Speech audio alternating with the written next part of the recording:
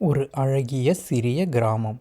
அங்கு முத்து என்ற ஒரு சிறுவன் தினமும் அருகில் உள்ள வயல்களில் ஆடுகளை மேய்க்கும் வேலை செய்து வந்தான். ஒரு நாள் முத்துவிற்கு மிகவும் சலிப்பாக இருந்தது.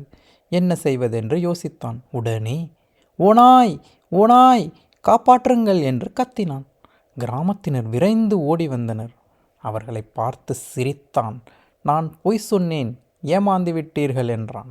அதற்கு கிராமத்தினர் கோபமடைந்து, இனிமேல் பொய் சொல்லாதே என்று கூறினர்.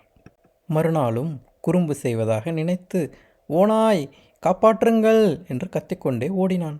கிராமத்தினர் திரும்பவும் விரைந்து ஓடி வந்தனர். அவர்களை பார்த்தவுடன் திரும்பவும் சிரித்துக்கொண்டே பொய் சொன்னேன் என்றான். சிறிது நாட்கள் கழித்து நிஜமாகவே ஒரு ஓநாய் வந்தது.